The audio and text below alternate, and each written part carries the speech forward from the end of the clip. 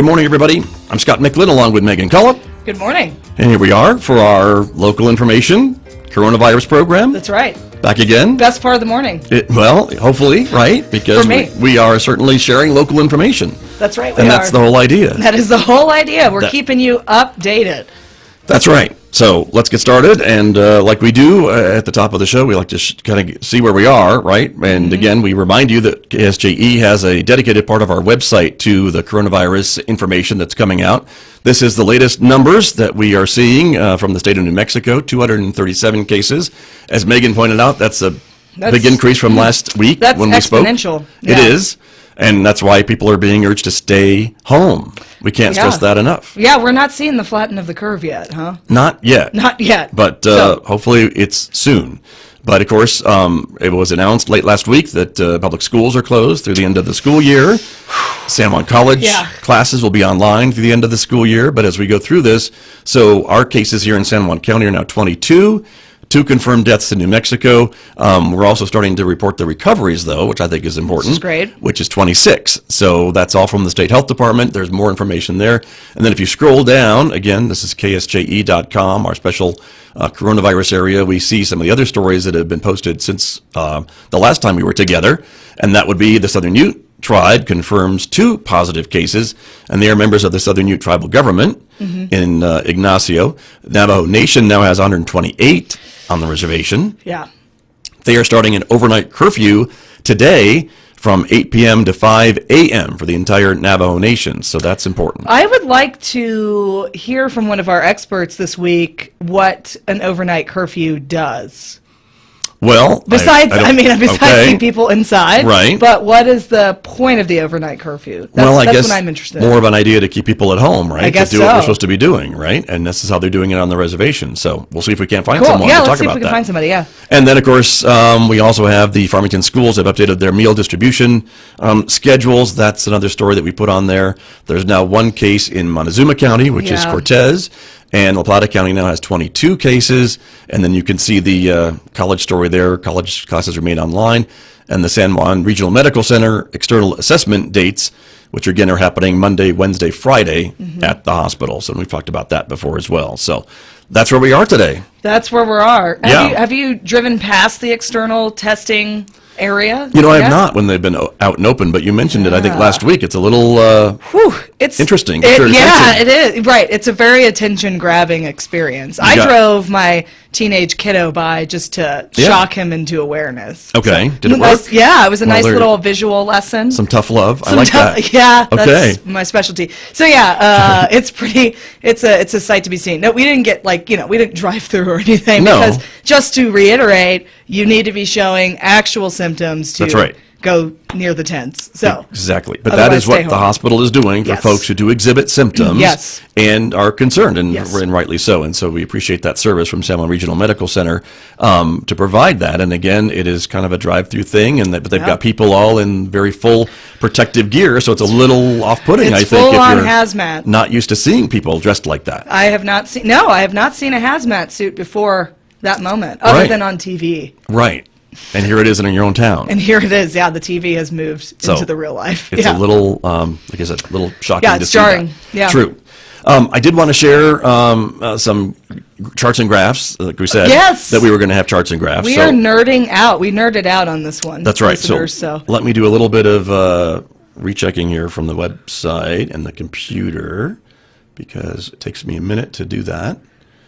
And let's see where it is. And the graphs are pretty jarring as well, I think. Although, as Scott mentioned, he's gonna interpret for you in a bit the hope in the graph. Right. He's bringing the good news to the graph. Let's see. I just want to get this a little bit bigger so we can see it on our screen, so folks can see it at home and see what we're talking about. And we'll share this link, everybody, once the show goes off the air, in comments in case you would like to play along at home.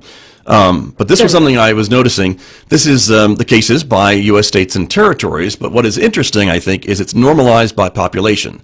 And so as we interpret this graph, it is looking at the cases in relationship to our population compared to everybody else, but it's the same rate as everybody else. Right, so that's important because I was Right. like, uh-oh, Because New New Mexico York. has a small population, so our Right. numbers may not look as bad as New York or Right. California. Right. So how do we judge it apples to apples kind of a Yes. thing, right? Yes. So here's New Mexico and the red line on your screen, everybody. And as you can see, we're right on that line that says cases are doubling every 3 days, which is kind of what we've seen. Right, which is the scary part. And if we're trying to flatten the curve, we want to be a lot lower than that. And so, Yes. as you can maybe see, and I don't know if you can see the pointer, probably not. Oh, no. But- okay, so, well, But the so- cases, the states above us, Right. New York is kind of way up at the top in the Orange. yellow-orange line, doubling every 2 days. Yeah. There's a few states below us, like even California, New Hampshire, Nebraska is kind of much lower, but they are still a little higher than the doubling every week. So we really want to see that get lower. But this is an interesting, and you can look and you can select different states. We can look at Colorado, we can look at Arizona, but it really is showing it based on a population. So I think that's a really helpful graphic to look at when you're trying to compare is.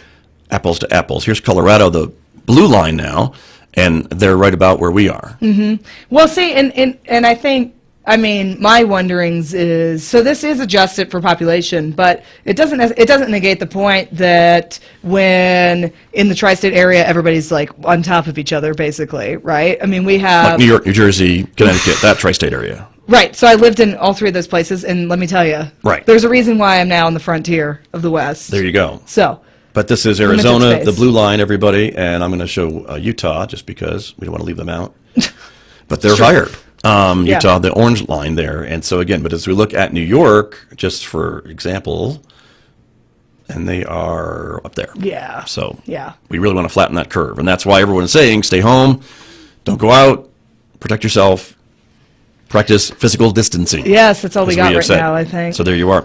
We do have someone on the phone Oh, great. this morning, so let's go to the phones. And good morning, you're on KSJE. Hello there. Hello, Hi, who's this?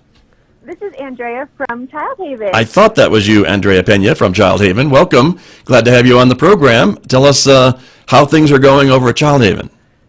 Well, things are going well. We are definitely an essential service, so we are continuing care to children who have experienced abuse and neglect. So there are still children in the Child Haven Emergency Shelter, and we're doing what we can to facilitate programs like our therapy program through teleconferencing. So we're definitely having to make some adjustments, but things are going well.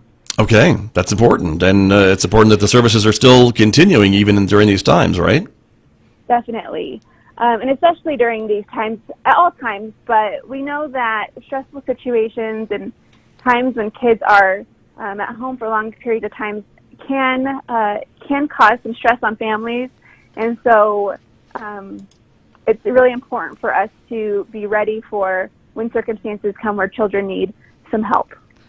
Very Of good. course, yeah, because unfortunately, it's true that the stats spike right when it comes to substance abuse and issues of domestic violence during times like these, quarantine, where there's not a safe spot to go.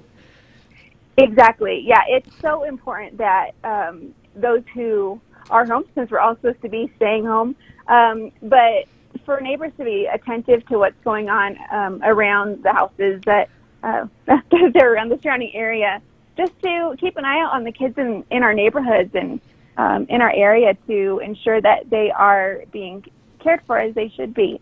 I have the hotline number for Oh, great. CYFD. So if anybody recognizes something that, shouldn't be happening to a child, the CYFD number, you can just Google search CYFD or how to report child abuse.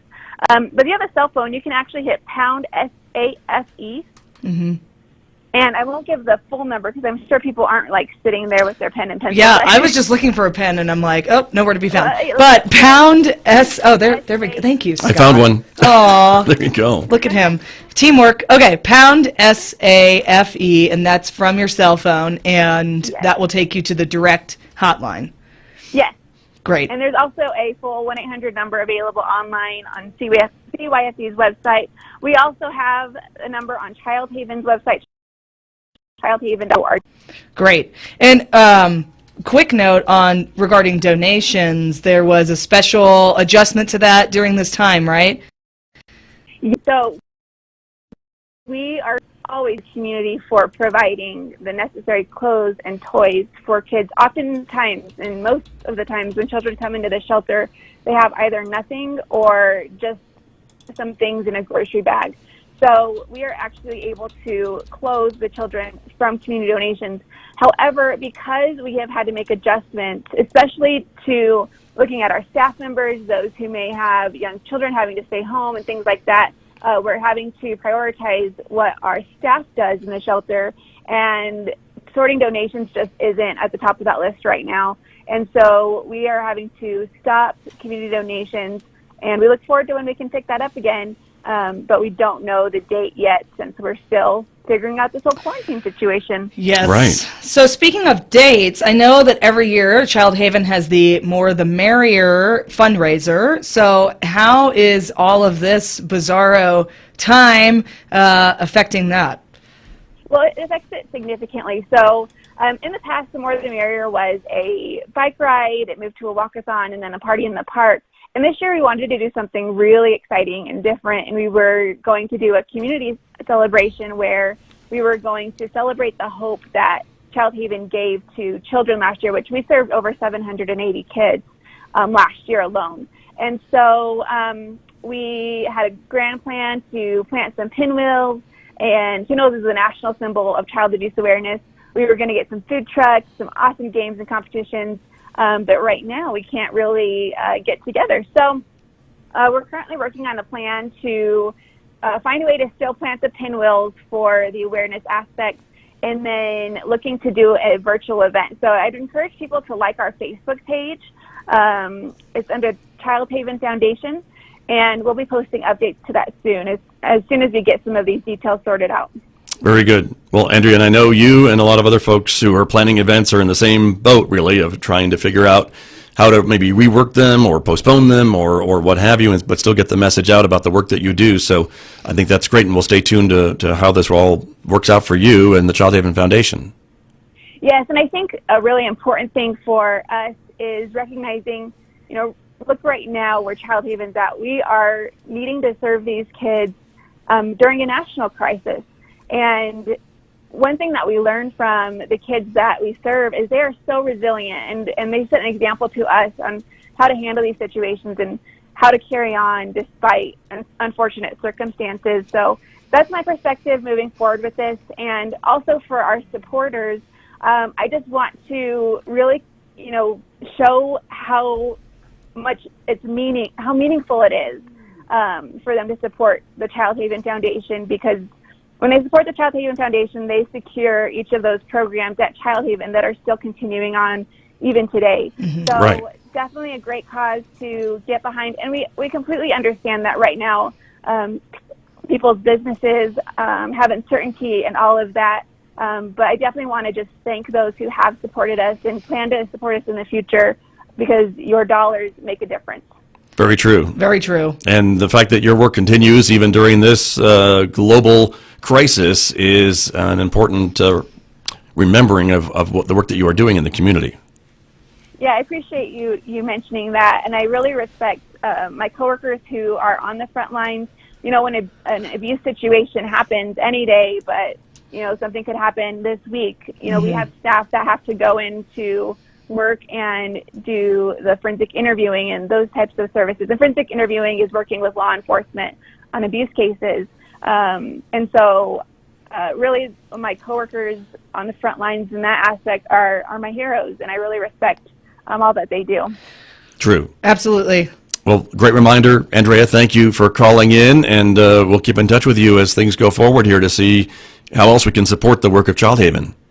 Great. Thank you guys so much. Thank you. Have a good one. Thanks. Thank All you. right, bye-bye. Andrea, that's Andrea Pena from the Child Haven Foundation joining us this morning on our coronavirus COVID-19 local information program. Right, the Quarantine Radio Hour. If that's what you want to call it, I guess. Okay. Over there. That's why not. Over there. Wow. That's why you pushed me. over there. You are way in the far corner. You are going to get further away next time. Tomorrow morning, she'll be in the parking lot. Just for that, Yeah. off camera tomorrow Get morning. ready, everybody. Get ready. We are putting information on the bottom of the screen, of course, if you want to call in with a question or a comment. If you want to let me know where Megan should be reporting from tomorrow, call in and let us know. 566-3909 is the number to call in and join us. Take us up on calling in. We want to hear. I still want to hear about ways in which people are filling this time. Right. I think that would be great. That would be great. Besides streaming or binging on Netflix or things like that. Or listening to KSJE nonstop. Much better option. Besides that. Correct. But exactly. Yeah. But I imagine folks are getting somewhat stir crazy. Well, and creative was the word I was going to say. Yeah, well, with what they're doing, maybe with the kids at home, and things like good that. inspiration. So, we would like to hear and let you know that we're here with you and for you every morning, Monday through Thursday. And a big thanks again to our partners in this. KNMI is airing this program on their radio station, 88.9. KSJE airing this program, 90.9 and 103.3. And again, both of us are non-commercial radio stations that can use your support. Independent radio. Is this the chance? That's right. Okay. I love this plug. Okay. So, well, I mean, not only is it great to have local people on the ground, because we are seeing that a lot of local radio personalities are not able to keep their jobs these days, and so unfortunately, Yes. So independent community radio, which is supported obviously by listeners like you, will bring you very hands-on reporting as well as cool and crazy different music. Right. Which is what we do. Is what we do every day, everybody. So that's why we invite you to check us out and support us if and when you can, and to the extent that you are you can do that. I know at KSJE you can donate as little or as much as you're able to, monthly, one time, whatever. KNMI, I imagine, is the same thing. Same thing. Yep. So there you go. We'll put a plug in for both this morning. Sure. But there you are. Support them both. That's right. That's right. Other stuff that's going on. I mean, we've heard a little bit about masks. I know you've been working on that. I have been working on the masks. And talking to some folks, right? You have some deliveries today, right? Yeah, I'm super stoked about that. So, San Juan Regional Medical Center, as well as Basin Health Hospice and Southwestern and Guardian Angels, they're all working together. Okay. And so we talked a lot about making homemade masks to deliver to those healthcare organizations. And over the weekend, I got an email from a physician's assistant out in Northern Navajo Medical Center, which is in Shiprock, our neighbors, and about how they could use masks. They're given 4 masks for the duration of the pandemic, unless, something bad happens and it gets messy, so to speak. You said 4 masks. Each medical professional is given 4 masks. That's it. That needs to last for the duration of the pandemic, unless something got particularly messy and they would throw them out. Right. But normally, in normal times, you would use them one time and throw them out. One time and throw them out. But we're hearing this from hospitals all over the country that they're having to reuse and really try to save those limited resources until more come in. So anyway. Yeah. So just crazy disturbing in that respect. But so Shiprock is taking 100% cotton mask that was the specification that they gave. Right, okay. And so the Bloomfield Senior Center hit them up, and they're going to provide 100 masks by the end of the day today. They provide about 100 each day, actually. And so I'll be picking those up and taking a little road trip out to Shiprock. Very nice. Yeah. So awesome. If you are a seamstress, or during this time, if you'd like to pick up a new hobby, maybe now is the time to pick up sewing and make some masks. Right. Yeah. I've seen there's a bunch of Facebook groups that are sharing information about how to do this the right way. These masks, some of them may not be maybe for medical professionals, but could be given to patients Anybody who are coming who comes in, and so they don't have to be maybe quite as stringent on their capabilities. Right. And you're not going to have like a special respirator or whatever that some of those masks have, but the idea is that a mask is better than nothing. That's so right. if we were to hit some serious slim pickings, it's better to have something than nothing. Correct. And B, if you were coming into the emergency room for something different or for symptoms related, then everybody in the emergency department, the goal is to give them a mask. So very good. So get busy sewing. Exactly. Listeners. Yeah. That's wonderful. It is wonderful. That's terrific. And again, the community coming together, which is what we're all here for. Right. Yeah. We love those stories. We do love those stories. Love sharing them. So call in with those stories. Right. If you have a story, if you're building, sewing together a mask or Right. coming together, do that. I did notice also there were some medical professionals that were saying that the bands were hurting their ears Yes. because they were wearing them so much. So much, yeah. And so what someone came up with, which was brilliant, and I think I shared this too, was a headband, and they sewed buttons on the Yes. side of the headbands, and then they could wrap the elastic around the buttons Right. and save their ears. Which is Genius. amazing. I know, Right? right? Whoever that is, genius. But Yes. also resourceful, very resourceful. But also they're running out of elastic that is Right. generally used. And so people are getting creative with that. And I've heard hair ties, Yeah. I've heard ribbons, and I heard about ace bandages this weekend, tearing those apart. You could do using that. Those. So, See? hey, Whatever. right, whatever works. That's- This is where we're at. That's what's happening. This is where we're at, yeah. On these front lines. Yeah. And again, our thoughts and thanks go out to all of those frontline workers, all of those first Absolutely. responders, all of those hospital medical officials who are dealing with this. And I can't imagine in some of the larger communities where they're just getting overwhelmed. I mean, we've seen the visions from the tri-state area, as you mentioned. Yeah. New York is a different Right, world. Yeah, I have a chaplain friend that works in New Jersey at a hospital there, and yeah, they're maxing out up there. So Right. Which is what we want to avoid what here. we want to avoid here. And so that's why everyone's being urged to flatten the curve and stay home unless you really need to go out Right, and practice that physical distancing physical distancing, from each other. except for right now, you and I. Well, you're about 6 feet away from me, so that's good. Yeah, and then Yeah. you're going to exile me out further. And tomorrow you'll be in the parking lot. That's right. Sorry. That's God. okay. I'll tone the I jokes hope it doesn't back. rain, but whatever. Yeah, It's- I'll be out there with an umbrella and a remote. That's right. And a cell phone. And your phone. That's it. I think that'll work for you. Oh man, I'll get you an umbrella. come on! They want to see my face. We'll Skype with you. You can Skype from the parking lot. That's not a problem. Great. Yeah, Thanks, get you Scott. covered. No Thanks. problem at all. No problem. Thanks. All right. So I think we're kind of running out of things to share, Right, except but we want to end on a positive note. we right? always end So on the good news. Let me see and if we so can get Scott's this. pulling up. So on Sunday, I discovered a arrangement from the Toronto Symphony Orchestra, and they have used some amazing magical internet program to do a Aaron Copland piece, Appalachian Spring, particularly the "'Tis a Gift" Right. movement or song. You love that. Oh, You well, love that. I am a sucker for You're it. a Yeah. Copeland lover, I'm a I Copeland think, lover. is what we yes. could say. No, I am. Yeah. When that crescendo in this song, man, like Right. chills every time. There you go. Yeah. So they are physically distancing themselves, Yes. the symphony orchestra, It's yet they're incredible. still making music together. Yes, is and the there's point. no delay. Like what? First of all, either they're in some sort of magical bandwidth land that we just don't right. have access to here. Maybe Or that's it. or some could be it. massive editing project. Or that. Yeah. I don't know. The YouTube comments were, not allowed or whatever. They closed them, shut them closed off. them. Okay. So I wasn't able to ask. It's a 'cause mystery. It's a mystery. I was But going to we're ask. going to enjoy it. We are. So, yeah. So if you are just listening to us, make sure that you turn around and look at your screen because part of the beauty of it is just watching how they do this. There you go. So- And we're going to leave you with this, everybody. So thank you for tuning in. Again, this is the COVID-19 Community Information Program on KSJE and with special arrangement, our partners over at KNMI. Thank you, everybody. We'll be back tomorrow morning at 9 a.m. to share whatever there is going on with this situation as it changes hour by hour. Hour by hour. That's true. Here we go.